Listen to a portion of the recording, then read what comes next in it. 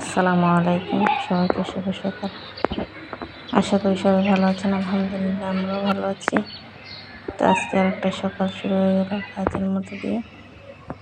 সকালে কিচেন রুমে গেলাম, গিয়ে বাইরের বাবা বলতেছে সেমাই খাবে, তো আমি দুধ নামিয়ে দুধটা বসিয়ে দিলাম।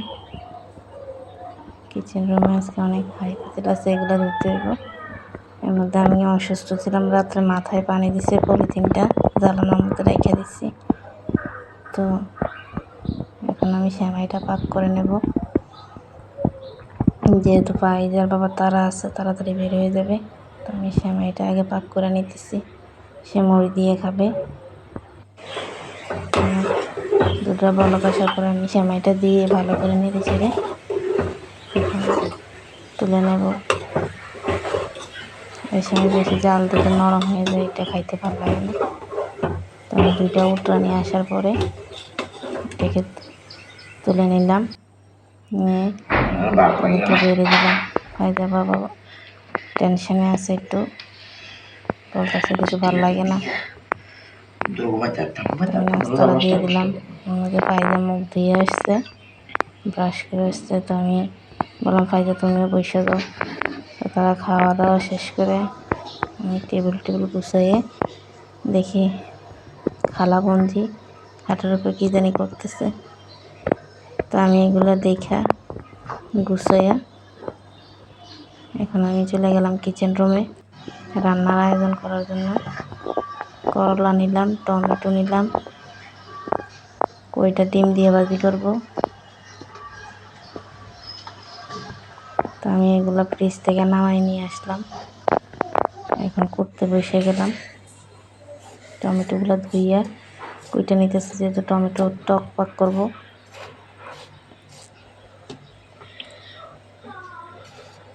তো আমি আবার কইটা কুইটে রাখলাম।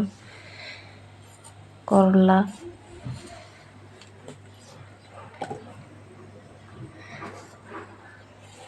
এবার যে আমি আবার ভাত বসাই দিছি। চুলার আঁচ কখন থাকে কখনো কমে যায়, কমে বাড়ে, এই জন্য আমি ভাতটা বসাই দিলাম, নাহলে ভাত রান্না করতে দেরি হয়ে যায়। তো একটার মধ্যে ভাত বসালাম, আর একটার মধ্যে কড়াইতে তেল গরমে বসেছিলাম। গরম হয়ে করলাটা দিয়ে দিলাম, তো দুই চুলো দুটো বসাই দিলাম, আস্তে আস্তে রান্না হোক। তো আমি এগুলো করে কিছু কিছু কাজ আগাই নিলাম। নিচে অনেক কিছু ভরা ছিল, এগুলো ধুইলাম। নিচে আবার ভাত আর করলা ভাজি হয়ে গেছে। তো এখন আমি কইটা বসাইলাম একটার মধ্যে, আর একটার মধ্যে টমেটো টকটা বসাইলাম।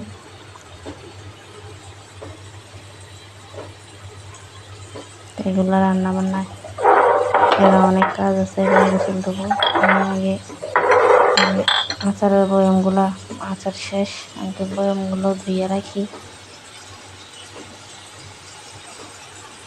তো সামনের রুমে গিয়ে দেখি একটু চুকি দিয়ে লাবিবে গোসল করে বেরিয়ে আসছে, মোবাইল দেখে লাবিবে খালামণি শুয়ে রয়েছে। তো আমিও রান্নাটা সেরে সব ঘর গুছাইয়ে গোসল করতে যাব। ঘর পরিষ্কার করে নিচ্ছি, কিচেন রুমটাও পরিষ্কার করলাম। তার মাঝে আবার আলু সিদ্ধ বসালাম, যেহেতু আলুর ভর্তা বানাবো। পেঁয়াজ, শুকনো মরিচ, পেঁয়াজ কেটে নিলাম, তারপর ধনিয়া পাতা আর শুকনো মরিচটা ভেজে নিলাম, নিয়ে রাখছি। আমি বলতেছি আমি গোসলখানে ঢুকতেছি, আমার বনে যাতে ভর্তাটা বানায়, বোনের কাছে বলে গেলাম। তো আমার বোনের ভর্তাটা বানানোর জন্য সব কিছু রেডি করলো। আলু ছিল্লা নিল,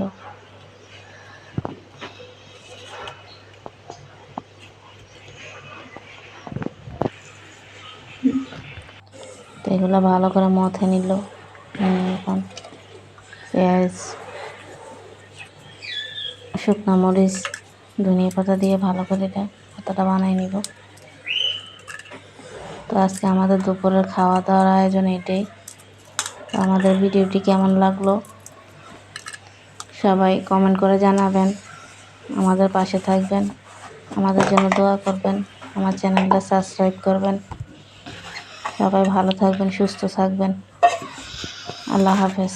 আসসালামু আলাইকুম ওয়া রাহমাতুল্লাহি ওয়া বারাকাতুহু।